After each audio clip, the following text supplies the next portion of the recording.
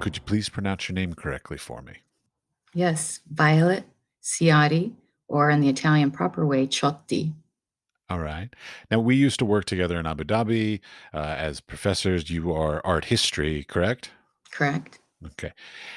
And you're also an art collector. So, of course, one of my first things I always want to know about people is sort of how you got to being what you are. So, was it something in your childhood, your parents, your family? How did you even get to being art historian? And then, of course, how did you Hmm. start collecting as well? So I think, Matt, way back when I was probably 5 or 6, there was a distinctive art trip we took with our school, and we went to Toronto to the Royal Ontario Museum. And there was an art exhibition. I believe it was mummies in the age of the pyramids.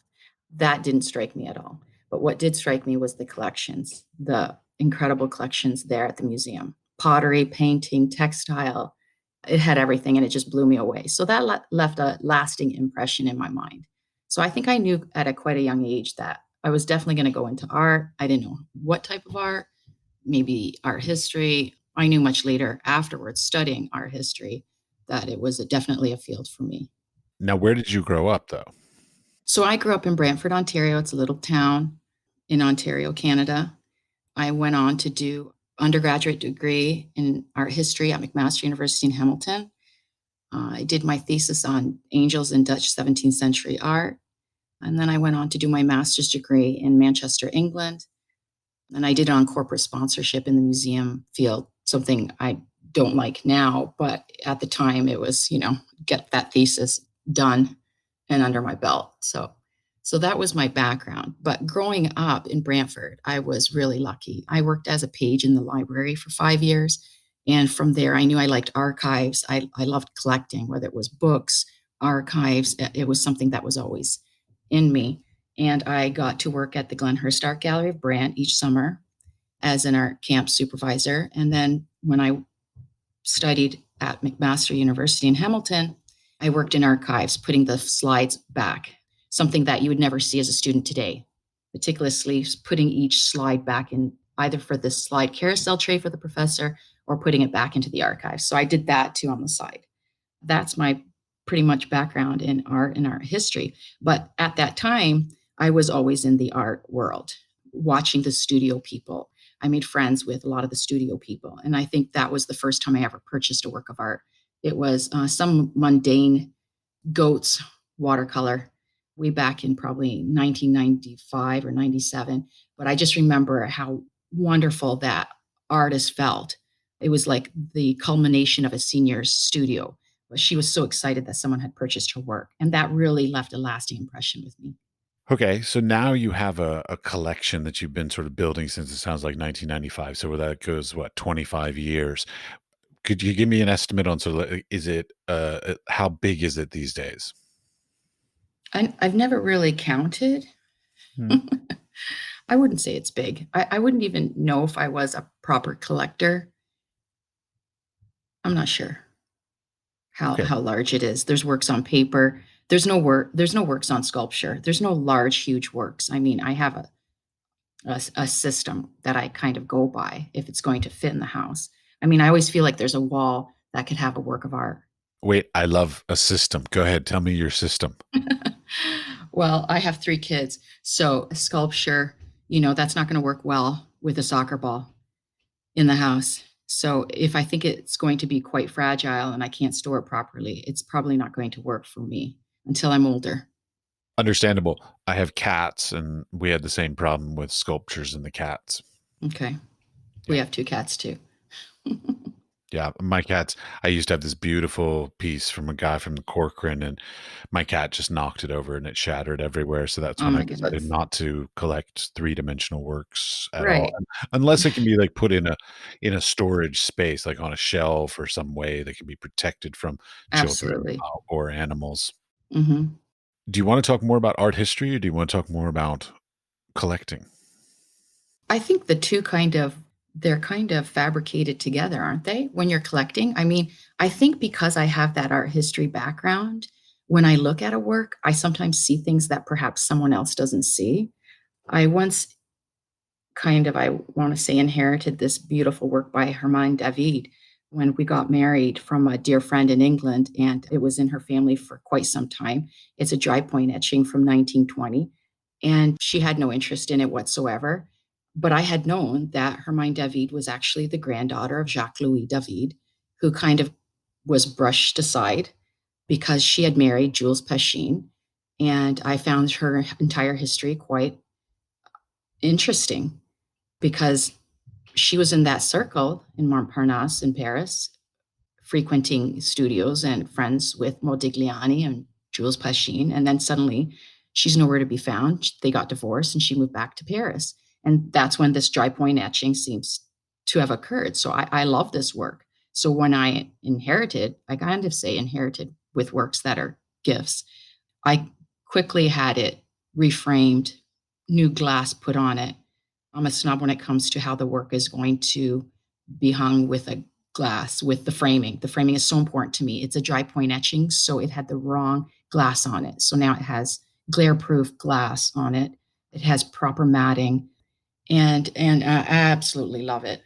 All right. So this makes me start to wonder. So, like, when you are choosing to purchase a work, what would be a definition? What would be some criteria? It sounds like there's a bit of a desire for a story or a relationship. So, like, what are some Mhm. criteria for you that say this piece is worth buying, this one's not for you? I like to look at the background of the artist. Are they doing something new? Are they trying to create a different environment? Is there a political statement that they're trying to discuss? I look first at, are we in love with the work? I mean, does the work speak to us? You can be in front of many works of art and they don't do anything. But for me, works of art, they definitely move me. And I think that's why I'm in the field that I'm in. I remember looking at a Mark Rothko one of the first times in one of our art history trips, going to the Albright Knox, crossing the border. It's one of the oldest art galleries in North America. And I remember standing in front of a Mark Rothko and I was moved. I was incredibly moved, but I did not know much about Mark Rothko. So does the work move you ultimately? Is there a significant story behind the work or a series of works? The background of the artist, was there trials, tribulations of his background growing up? I have a soft spot for artists who have been through things. Yeah. I guess there's a series of things.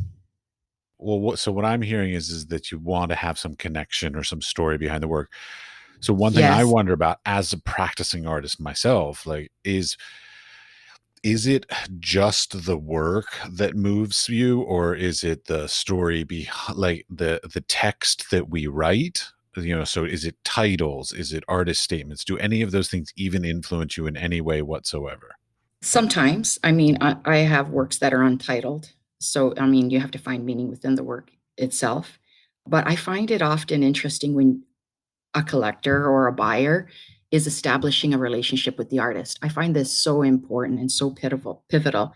And I really think this has come across far more interesting now with COVID and being in our homes, neglected to almost to go online. I find myself contacting artists, which I never did before. I mean, often you're at an art fair, and if the artist is there, you're more inclined to ask them questions about the artwork, correct?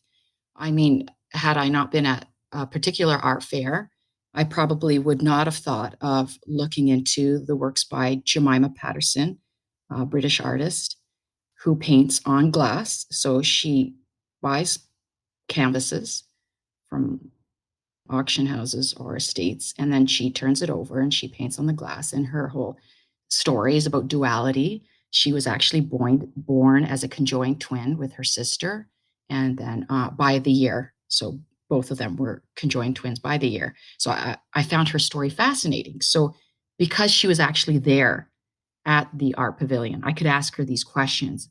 Now, would I have walked right past the work had she not been there? Perhaps. I wouldn't even have known to flip the work over, to think that the artist painted on one side and the other side is a vintage work from the 1920s, 1900s. So you're actually buying two works of art. So I think the connection to the artist is key. For me, it is anyways. It's key to have that connection. Now, I know auction houses or galleries would hate someone like me, but I am not the first to be like this. I don't know if you know the story about the Vogels, Herb and Dorothy Vogel in the US. I think it was in the 1940s, 1950s.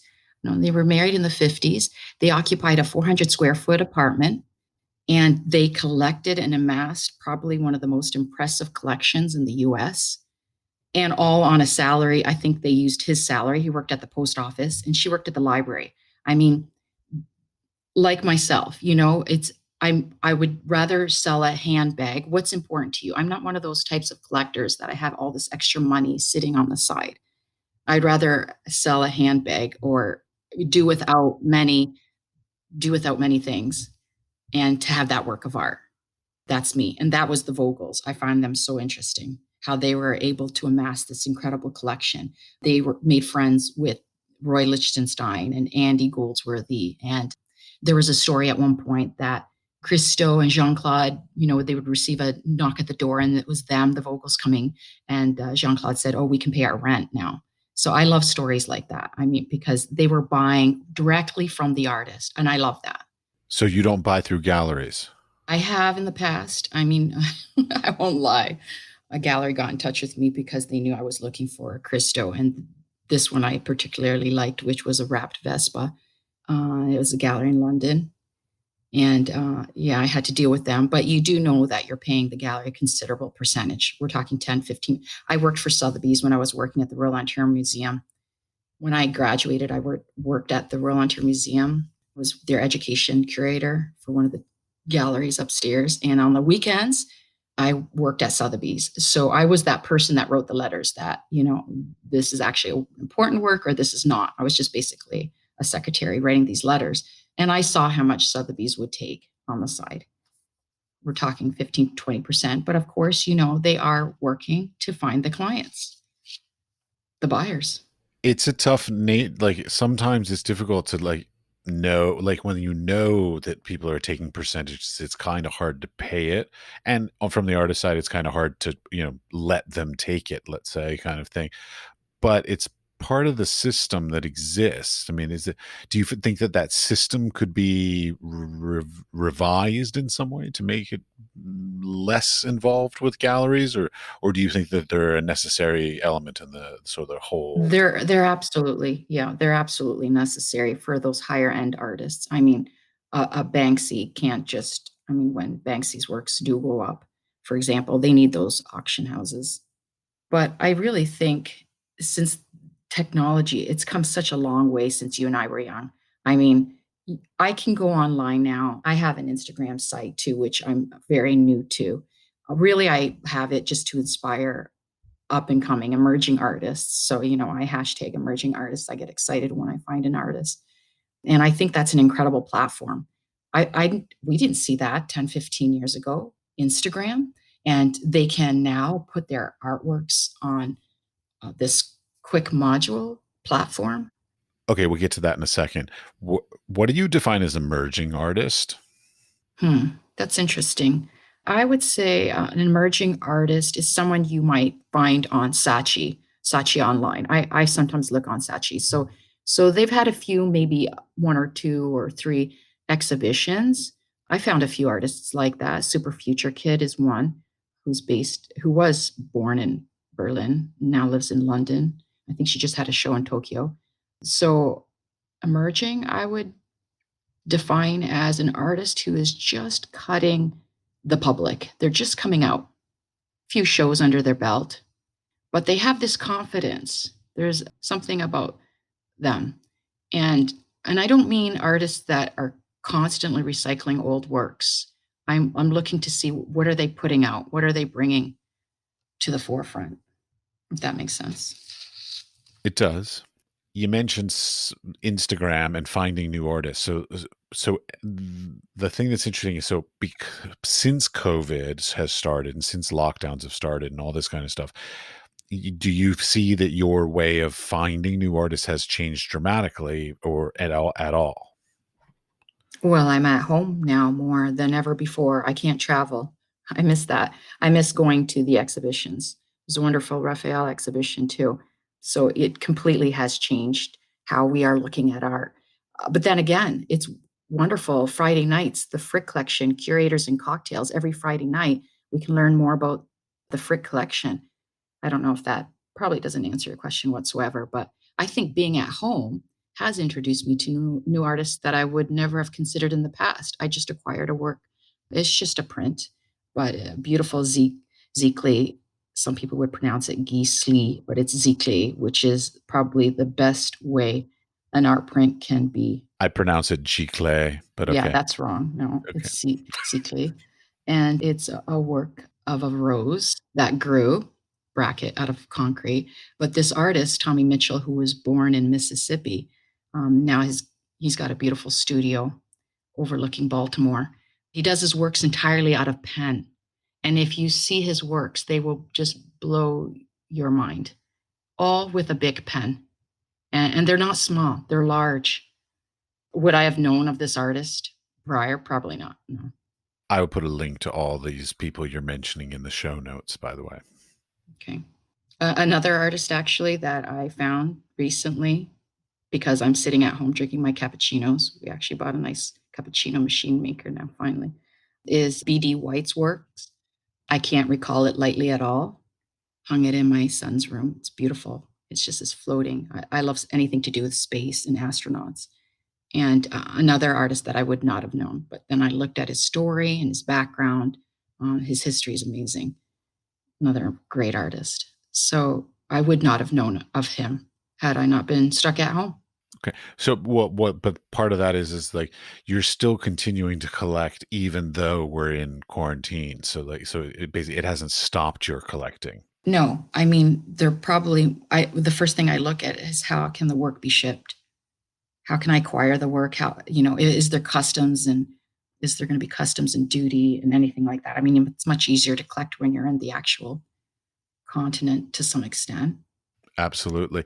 Now you mentioned works on paper and edition prints. Like, so what do you desire when are you looking for original works? Do you do paintings, prints? Like, what's your I think I have a mix. I mean, I still remember the first time I was awestruck by an artist. We're going way back now, probably 2007. And I subscribed to Art News Magazine, and there was this wonderful work, and it was actually a board. No, I want to say it was wood.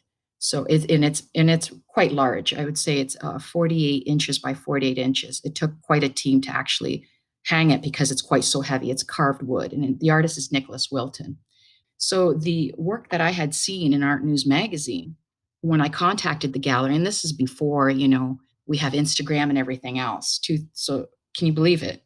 Instagram's quite new. So 2007, I have this beautiful documentation. Sometimes I look back at everything because now I've started organizing letters. So I have this beautiful background of exchange of letters between the gallery, Fleetwood Selby Gallery, I believe it's called, or Selby Fleetwood Gallery. It's in Santa Fe, New Mexico.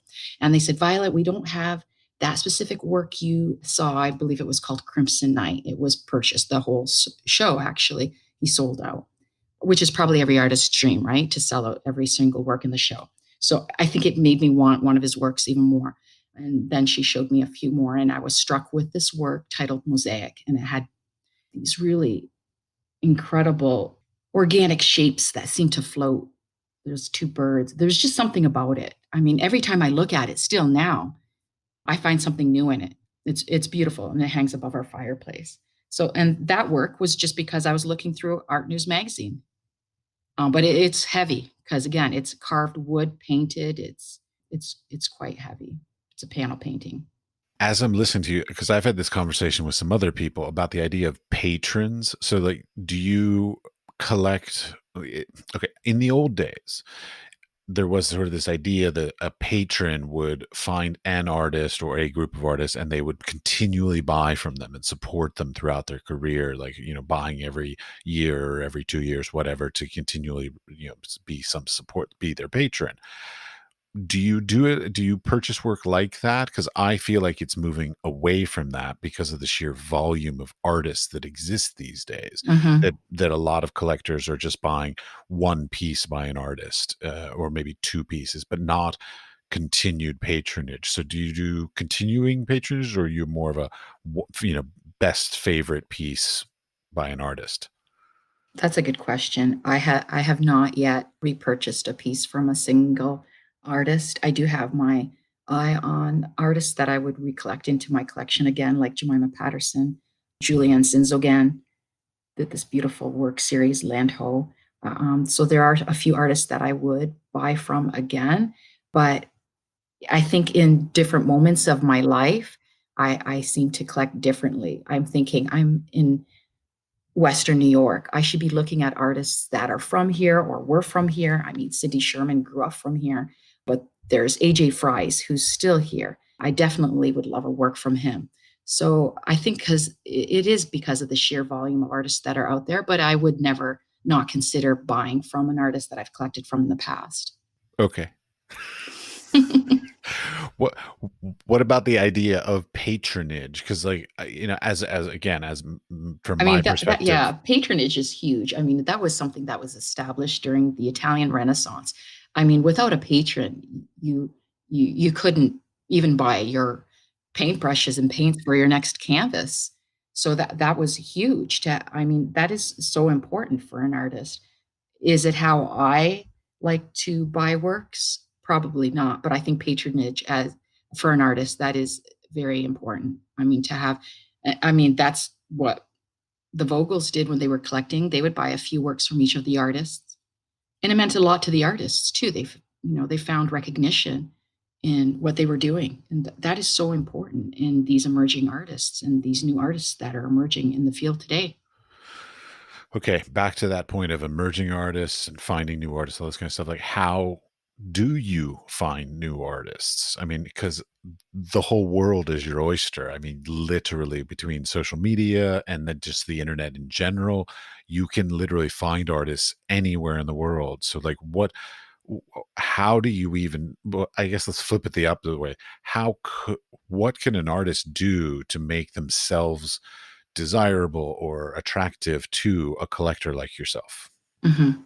I love to see an artist's studio. I often find the sketches, the drawings, the plannings are probably sometimes far more important than their final product. For me, anyways. I mean, it's interesting. Da Vinci had maybe a dozen works that we know of today, 10, 12, the most. What we do have is probably 1,500 journals and books of his drawings and his designs. Some of them are in the Windsor Castle. So I think the drawings, the design, it really shows you the breathing and the heartbeat behind the artist. I love that. So I would love to see more of the studio. How is the artist creating? I'm one of those people that when an artist, and I'm just discovering this, I'm not really good with technology, that they suddenly go live and they're in their studio and they're painting and they're creating. I love that. That's just what that's wow to me. That's just that blows me away when I can actually see them instead of just the final product because you really get to see the heartbeat of the artist. They're in their element. That the idea of doing that as a practicing artist, I'm just like, why would anybody want to watch me in my studio? That seems like the most Really? boring, Oh, stupid no. thing ever. No, that's I mean, that's the culmination of the final product. How did they get to that final product? So I like to see the very beginnings. Maybe it's because I'm not an artist. I mean, um, people that do not create, the whole idea of trying or putting their hand to canvas or hand to paper, just starting this, like putting your hand to clay and forming that beautiful sculpture. It's it's daunting, really. Okay, wait. I want to get a little more specific with this idea, though. Okay, you're talking about like Instagram or Facebook lives kind of things. Like, Mhm. I would not probably ever do something like that, because even this podcast, I edit this. Like, I'm not going to go live because I will say something stupid or do something stupid and horribly embarrass myself, and I'm just not willing to do that. So the idea of like, do you appreciate more the sort of the literal sort of like unknown kind of like live, like I have no idea what's about to happen and it might be Hmm. magical or it might be That not. surprise element. Or those kinds of like online things where you just see the process of their creation. And of course, it sort of starts from a blank canvas, let's say, to a finished painting or a slab of clay to a finished beautiful pottery thing. Like, so is it more the unknowns or the beautiful sort of created and edited, beginning, middle, and ends? I don't mind the edited part if that's what the artist feels more comfortable, but only showing finished products, that doesn't really do it for me. I like to see either they go live or they've maybe even edited or they've shown some part of their studio or how they work. And what do they do on their off time? I mean, they're not creating work 24/7, are they? Well, You know. it's an interesting change because I mean, if you go back 30 years, uh, the studios of an artist, the lifestyle of an artist, all this kind of stuff, it was totally not discussed. It was not addressed. Nobody talked about it. And now there's been this dramatic shift in the past 30 years, let's say, to very much so sort of the lifestyle influences process, these kinds of Mhm. things being much more interesting now than they ever have been. And I mean, of course, that a lot of that is the web and social media that has encouraged this. Absolutely. And I think really performance art, when performance art came into play around the world, but mainly in the US, that changed everything for us. I mean, how do you even encapsulate performance art? Well, see, that's funny because when I think of performance art, I'm not a huge fan of performance art as a general whole, but my background on it is that I remember the documentation of the Mhm. performance art. So I always remember these iconic images that are now known that represent this thing that had been performed. As a photographer, that sort of makes sense that that would be the way I would remember these things, though. Right. And often performance artists are doing art on the side, whether it's print work, sculpture. There's a wonderful artist, performance artist based in London, Ricardo Matlakas. He just he's almost like another Banksy, but you can see him, and it's not just graffiti art. He's doing a little bit of everything, and he's just got this incredible power of energy that surrounds him. You want to know what he's going to do next. You want to be around him. So performance artists, they're not just doing performance art. They're Well, doing other things. to a certain extent, you could even say like that the Instagram and social media and stuff is a form of performance art in its own right. Right. Actually, I have an interesting topic. This is something that people come to me with when they ask me, I'm looking for art. And I always find this interesting. So you're looking for art. And what always boggles me is, are you looking for art to fill a wall? Or are you looking because you might like a particular style and you want to try to chase that? I will never understand someone who's trying to fill a wall. I'll always have a space. I mean, I always have, my husband will say, oh my goodness, where's that one going next? So there's always going to be space for it. But when someone asks me, I need to fill this space above the sofa, I don't even know where to start. My head hurts. Start with their curtains and their sofa I design. can't do it. I mean, I will change wall color for the art to fit that room. I mean, after we got the Nicholas Wilton, I had someone come in to see what would work in terms of color. The whole house was painted white. So I really think in purchasing art, I will never understand. You might as well go buy art at Target. And sadly, many people do. So, yeah. That deserves another podcast. I mean, more power, yeah, more power to them. But if they paid the artists a good wage for that art, I would feel better about it. Sadly, I know that a lot of those corporations don't pay artists very well, so This is not a fan. something, this is interesting because I think with collecting, people often think, oh, but I don't have $10,000 or I don't have 5,000. I don't have $2,000. I can't do it. Some of the drawings and prints that I've started with in my collection, they're $100, $500, under 1,000. It doesn't need to cost $10,000. Yeah, some of them do. My family, my parents began collecting back in 1960. 1964. And what they did when they got married was they said for every year, every anniversary, they will buy each other a piece of art that they basically both Love fall in that. love with, kind of Hmm. thing. And so literally every year they bought a piece of art that they both were somehow moved by. And so now 60 years later, they have a nice little collection going. That's beautiful. That's nice. So, it doesn't have to be big. I mean, I've even seen some of the sales receipts, like they paid like $6, of course, Hmm. 1964 money, but like $6, or one of them was a big splurge. I think it was like $20. And of course, Right. and while they love these things, and of course now, but I love these things and I look forward to sort of inheriting these things, but their value has, gone up, maybe not a ton, but enough that it's, they also are financially worth the investment as well. Right, which raises another question. Are you collecting because you think it's going to increase in value? That's another thing I will never understand when someone asks me, are you buying that because maybe in 10, 15 years or in 50 years' time? That's not how I collect, not at all. I see it as I'm just a caretaker for whoever inherits it next. I don't think a value or if the price will increase whatsoever. So if you're out there buying specifically because you think the work is going to increase, your heart is not in the work. And at the same time, the artist has sold their work in the idea that I think it's twofold for an artist when they're selling a work. They need to make money, but they're selling a piece of themselves. When they are creating a work of art, they are letting their baby go out into the world and they're not going to see that work again unless it's in an exhibition.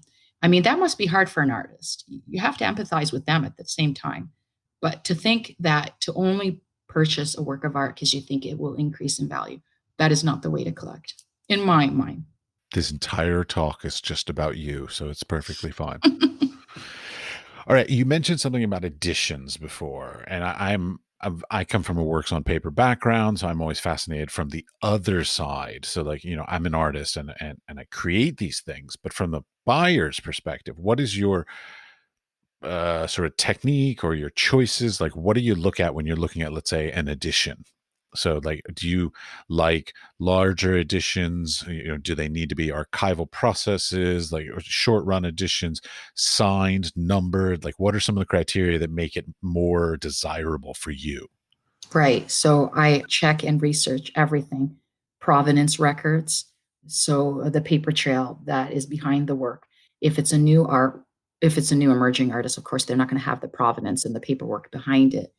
But the number is also important to me. I try not to buy editions of more than 200. So there is only a block of the 200. But again, that's just me. And I try to keep it within the first set.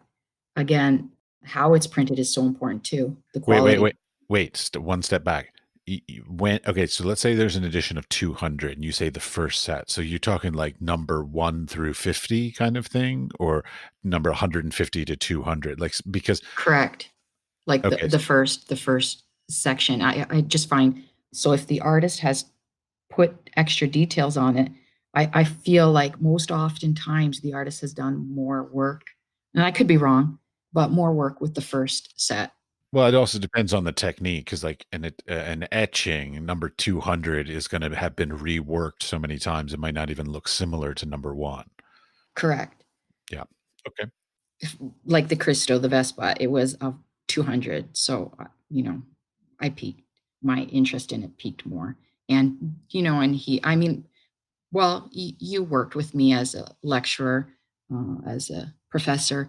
We got to work with Cristo. I mean, I have autographs, I have photos with him. Unfortunately, he's now passed away. So people ask me, so is his works more now? I'm not sure, but his hand is there in the first few sets. You see it more. You see the crayon, the pencil, the chalk, the drawing, the construction paper that he uses in the collage on top of it. Okay, but you then we're starting to talk about mediums. So, like, when it comes to an edition, the medium is important for you. Correct. Tommy Mitchell, The Rose That Grew. I believe the work that I have, he hasn't done any other prints. All of his works are original. They're all pen. So this is the first time with that series, The Rose That Grew, that he decided to do a print. So as soon as it went up, I was on. to snag that. Well, the question then is like this. I mispronounce it. So the gicle. What's the pronunciation? Ziclé, Gicle. but it's spelled with with a G. I do know. Yes. It's French. It's Giclee. It's French to spray, and it's actually the best. It's far superior form of printing. It comes right from an inkjet, so it's far more superior than any other type of printing. So I look for things like this. I look for how is it reproduced. Well, okay. So like, let's go back. You talked about the right glass and the right matting and all this kind of stuff. So like, and also the right, and this point, sort of even the right paper and the right medium. How important as a collector is it for you to have archival materials? I mean, I think when you're hanging a work, it's important. I mean, is it going to be exposed to sunlight? It should never be exposed to sunlight. Right, That's just obvious. absolutely. So, like the work by Jemima Patterson, which is on glass, it's in a room that's on off to the side, so the window does not hit it directly. So, I think that comes from me being in a museum background, having studied museums. I mean, it's so important to me, but it's also how I take care of my books. And I think that comes from working 5 years as a page when I was in high school, just how to take care of binding books in general. You bind your own books? We used to bind them in the library when we first got them. It was called binding and burnishing, and so we would take special adhesive and plastic tape and bind the sides. That was great. I love that. Oh no, I meant you. Like you do you do it? Oh no, Okay. not now. All But right. I do take care of my books. Well, this brings up an interesting thing, which is oftentimes I find that people that collect art often collect other things. So it sounds like you collect books, you collect Love art. books. That's probably the only other thing, books. Those are your two Yeah. fetishes. I feel like I could never have enough books. It's funny, I felt like that for many, many years until I started moving a lot. And then I was like, okay, maybe a few too many books to True. continually move with all the time. But yeah, in my home, I love having books. It's my wife, she criticizes me for having too many books because like I haven't read most of them. Of course, I've looked at them because they're mostly coffee table books, but I haven't read them all. And she's It's constantly like, funny. "Why do you own it if you haven't read it?" And I'm like, "Because I looked through it. It's a picture book." Absolutely. They become part of you. Yeah, I mean, I define a lot of like the time periods in my life by like the books I had on my bookshelves at that time. Absolutely. The books that you probably had during university, for example. I still have many of them, but not all of Mhm. them. But it's interesting the stuff you keep. Like, what Right. do because like you and I both have gone through this where we sort of moved to another country and then moved out of Mhm. another country. And like when you start doing that, you're like, okay, there are certain things that I don't need anymore and that I can get rid of. And I'm okay with that. So whether it's books or art or furniture or whatever it is when you do big moves and stuff like this. And so it's always interesting what you choose to keep True. Very true. as much as it is what you choose to get rid of. True. I've downsized my books a lot, but I still have a pretty decent collection. All right, presentation. You brought up presentation early on. I'm a horrible snob when it comes to presentation. I am totally on your side. But what is it that you define as like a quality presentation? So how about this? No, wait. The real question I'm asking is this: when you buy a work of art, do you want it to already be presented by the artist? So like should they put a frame on it and do all that kind of stuff? Or do you want to buy an art and put your own framing on it? Not necessarily. I mean, sometimes when you're going through the art fairs, they're already in a good presentational manner. I mean, it takes a lot of the guesswork out for you, which is fine. So I think really too, it depends on how the work is shipped to you. I mean, everyone's going through that right now as we're at home. Doug Schulte did this wonderful, it's a collage on wood with resin coat, and I just received it a few weeks ago. And he was meticulous in how he bubble wrapped it and packaged it up for me. I couldn't have seen a better presentation. It was within a box, within a box, within bubble wrap and acid-free paper. He had his provenance paperwork with it. He had the bill of sale with it. He had his card with it. And then he even included a little card thanking me for believing in him. But I think how a work arrives to you is really important. Tracking numbers, all of that. But in terms of how to hang, I mean, that work was perfect. It was ready to hang. It was all wired up at the back, ready to hang. But does that influence whether you purchase it? So like, I mean, Never, never. It could be a scrap of paper, and I will take floating frame. I love floating works lately. So it can be a scrap of paper, and I will buy a floating frame for it myself because sometimes buyers have a different way how they want it. well, sometimes I mean, I've run into the situation where buyers are like, "Well, but I don't know how to frame it, or I don't know what it would look good in. What would you?" And they ask the artist, like, "Well, what do you think?" You know, and it's a really tough balance. So it's like, as an artist, I don't want to necessarily spend the money on a frame that I then ship to a collector, and the collector's like, "Oh, it doesn't match my thing," and they throw it away, and then they go buy Exactly. their own. And Hmm. on the same side, Mhm. well, and And let's be also honest, because framing is incredibly expensive. Sometimes the frames I find are more than some of the works. Like framing is very expensive. So it's if the patron wants to ask you ideas to frame, that's great. They might not know how to frame it. Your works come framed, some of them. They had frames with them. those unfortunately were really shitty frames that you got, the ones Yeah. that you got, and I apologize for that. I still like that. I still it's holding up. But I mean, over time you'll probably change the frame if it comes to that. Yeah, I mean, oh yeah, mine. Yeah, please change the frame on that. That's a piece of shit frame. Like that was. I would if I had known and I had more time because when you bought it, it was sort of a tight time You schedule. know I didn't what? have The work time for it. actually scares the kids, so it's actually in the bathroom, but I love it there. I love. I have heard more stories about my artwork being in people's bathrooms than anything else. Like, I'm like, "We're gonna find a proper room for it," but for now, because it scares the kids, it's there. I love it, but for the listener, she purchased a piece of my artwork before she left where we met teaching in Abu Dhabi, and the it's a work's bit of a titled Jane. Jane. it's a bit of a scary it can be a bit of a scary image if you interpret it that way for sure. It's just a sort of a ghostly like figure shaped kind of thing. So I can totally see where somebody would see it as a specter or something like that. That's fine. I take no offense, They but I just do don't have love the, fondness yet. They don't have the maturity level yet to appreciate fine art, I think. It's that. Yeah.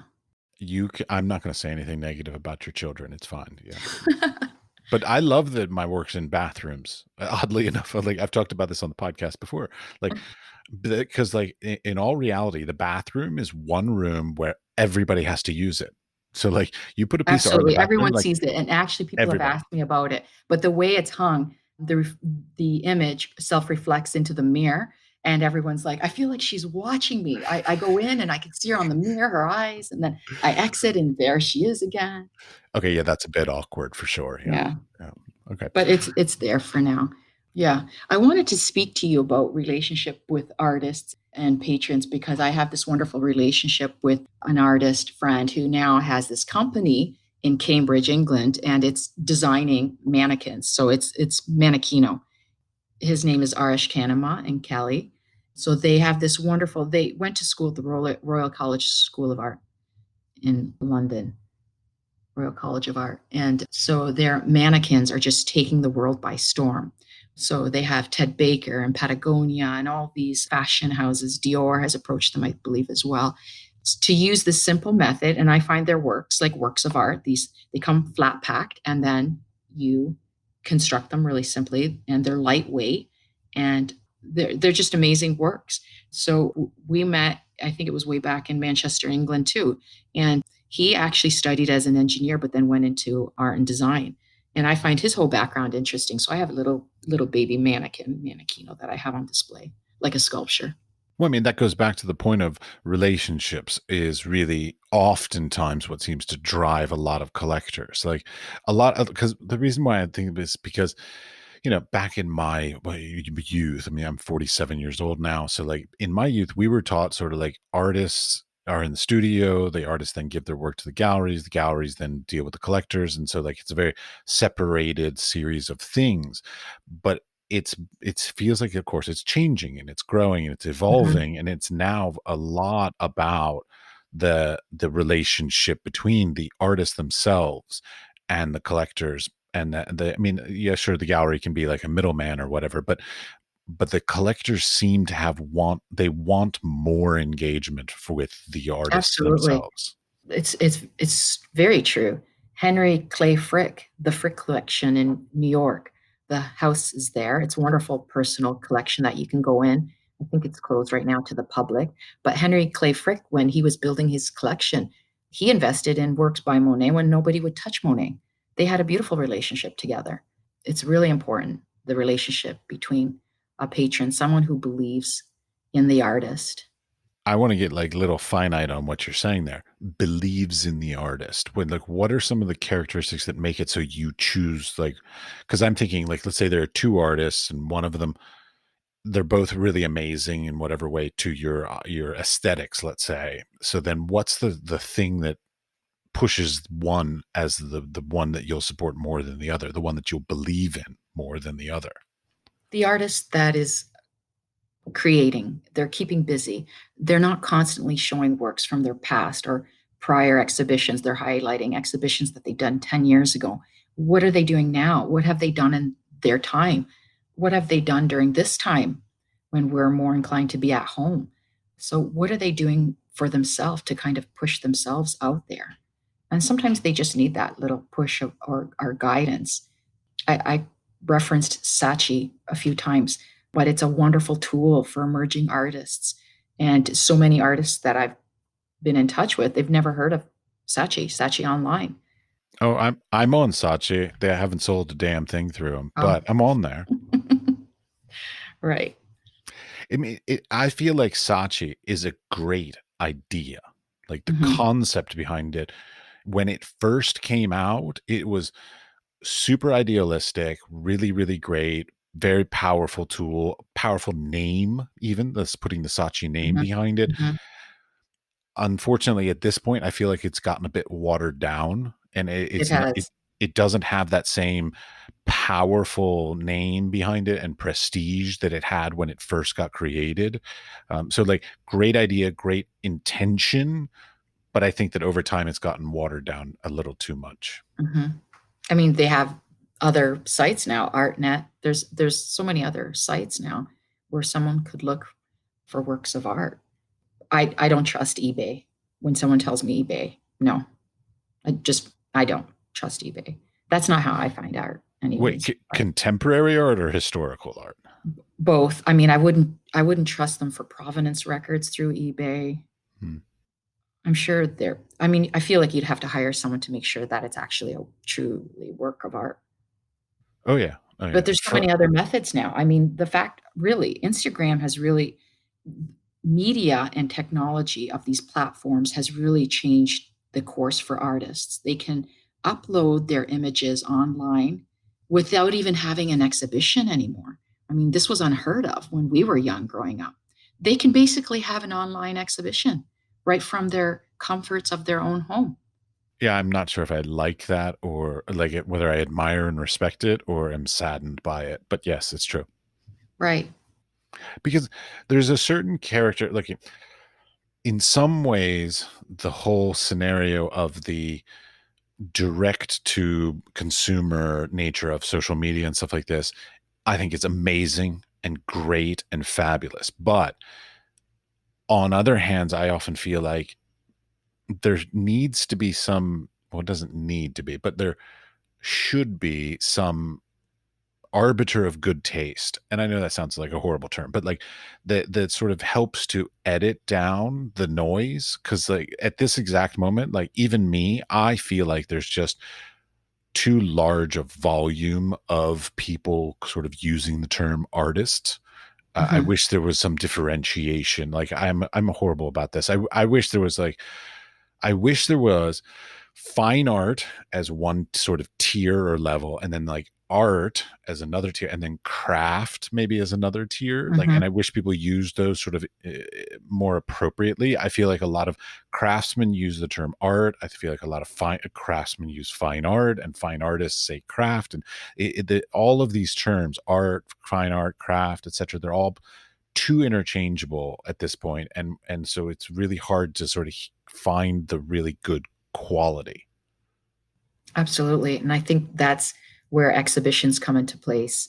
I mean, we're on a world hold right now with exhibitions, but really for an artist, if they can get in and they've made it with a really good, secure exhibition, I mean, that starts Well, and that goes to their that arbiter CV. of good taste, because like Hmm. there would be a gallerist who would say this person's worthy of exhibiting, or a curator saying this Selection person's worthy. process. Something, some sort of criteria that sort of, just, I mean, it sounds really horrible. It sounds kind of elitist when I'm saying it out loud, but I No, mean, I but it's understand. basically what I'm talking Hmm. about. Like there needs to be some quality control, like so Hmm. on whatever that means. It doesn't literally mean quality, but like some quality control just to help the viewer, help the general collector, buyer, understand that like this is more worthy than everything else. Right. Because it is daunting for someone who's just starting to collect, for example. There's just so much out there. Social media in general has made it overwhelming for someone who's just initially trying to buy their first work of art. But I really think it's important to just focus where you are locally. What are the local artists doing? I mean, who would have thought in the 1970s, 1980s, how big of a name Cindy Sherman would have come out to be in photography, and she was based right here in Buffalo, New York. So sometimes it's just looking at what is right there. We can't travel right now. So that's why I'm really grounded in who the artists are right here in Western New York. On the flip side of that, you mentioned art fairs before. How important do you feel like art fairs are for you as a collector? I mean, if you can access them, that's great. I mean, when I was living in Toronto, that was easy. When I was living in Abu Dhabi for 5 years, going to Dubai, that was easy. But art fairs aren't going to generally be for the emerging artist. The emerging artist is not going to show up at those art fairs. Unfortunately, they don't have the caliber, they don't have the dime to have a gallery like Waterhouse and Dodd represent them. Waterhouse and Dodd takes quite a big percentage. So, I mean, like if you're a gifted artist or you somehow can get in with those art fairs, that's a whole different area. But yeah, I don't know if that answered your question at all. Ish. It's good enough. Yeah. I mean, basically, if you can get to them, great. But like, that's not probably where you're going to start collecting. Because Right. I mean, art fairs are really fabulous in many ways, and they answer a certain itch for a certain part of society, but Right. I it's mean, you not going have to work those for everybody. high-end artists at the art fairs. I mean, we were in Dubai. I think you were at a few too. And Jeff Koons gave a lecture, and I mean, I was less blown away by him even more after that lecture than when I hadn't known him at all. I mean, so art fairs don't necessarily, they're not the final crunch. Not for me, anyways. It might introduce you to an artist, but an artist is paying a considerable fee to be at these art fairs. Indeed, yeah. Okay, you also mentioned like certificates of authenticities and provenance and all this kind of stuff. Hmm. As a practice, as a young or emerging artist now, like I just recently, like in the past 2 or 3 years, have gotten into the obsession of certificate of authenticities with all the criteria, and then doing like little hologram stickers with matching Hmm. numbers on Right. the certificate, and then on the back of the image. Like, I Mhm. mean, really getting into all of this stuff to really give the buyer as much confidence in the quality of the work, and the all this kind of stuff. How important is that kind of stuff as a collector? That's huge to me. And I don't know if it's because I have this archival background and I'm meticulous when it comes to organization. Oh no, that's exactly what it is. Yeah. Yeah. But to have that, it's the full package for me. Because emerging artists are not going to have the provenance records. They're not going to have a paper trail whatsoever. They're a new artist. The work probably hasn't been anywhere. But it's their job to start that paper trail by creating this certificate of authenticity that then begins the paper trail. I think I gave you the idea of the hologram. I was like, do you have anything to show that it came from you? I had the stickers, but I had left them in the United States, and so I had to buy more stickers because you were pushing me to do that. So yes, but Hmm. I did start to do it like 10 years ago, but then it sort of just I just didn't keep up with it. And I mean, that's one of the things is like as an artist, we have to maintain sort of our inventory and our certificates of authenticities and our hologram stickers and all this kind of stuff. Like it is part of the job. Right. If you work with a dealer, that's the first thing they're going to ask you for an artist. They're going to want all of that on letterhead, all of that. And that's what, as an artist, you pay for probably to have a dealer represent you, is to have that security feature. When a buyer is going to spend probably more than a few $1,000s, 5,000, they're going to want paper, that paperwork. It feels better for them as a buyer. Oh, I totally understand. Yeah. All right. Any last topics that you want to touch on? I did want to stress the importance of helping the art world. I mean, in the last 4 years, we saw a lot of endowments and a lot of grants being taken away with the political administration. So it's so important to support the artists with what they're trying to do. They didn't have a lot of funding in the past few years. So I think it's really important to try to support them as best as one can, even if it's just buying their drawings initially. All right. Any advice for anybody? So, like, it could be young collectors, this kind of stuff. Like, any advice of how to even enter into the sort of collecting, like, how to start, basically. Understand the process of buying art, whether it's a sale by a living artist or someone that's been collected in the past. So really research before you buy. Wait before you buy a piece of art. Are you thinking about it? Are you just anxious to fill a space? That goes back to our other topic about filling a space above a sofa. Wait for that piece that truly moves you. Perhaps establish a budget. What is your budget? We all have a budget. So that's definitely a factor in costs. And really immerse yourself in the art. Where do you see it later on when you're purchasing the artwork? Is this a long-term investment, or do you intend to flip the work? Something that I have never done yet. My husband jokes with me, "Are you ever going to sell that one?" So I think like that. So far, I've never sold any. I can't part with them. They become part of our family. You're a collector. You're not a salesperson. Yes, I understand. Mhm. So you mentioned about a budget. So is this something you like? Do you create a budget for yourself? Or did you already like build? You said like, okay, this is how much we have to budget for, and like, is it a yearly budget? So the reason why I'm asking is like, so do you say I want to buy, let's say, one painting or one piece of art a month, Mhm. as a kind of a budget, or is it I have X amount of money annually, and then it's you can buy one really expensive piece or a dozen less expensive pieces? Like, how do you from your end think through your budget for buying art? So if we spent like 5,000 one year or 10,000 on one year, I think the following year would be in drawings or prints like in the hundreds. So it won't be in the thousands the following year. I mean, we need to balance out. So we don't really have a particular rhyme or reason, but there's definitely a budget, or else I probably would never stop. Your house would just be filled with I'm books just and art. selling things that I don't need right now. Do we need these groceries or do we need that painting? Hmm. That is a tough debate.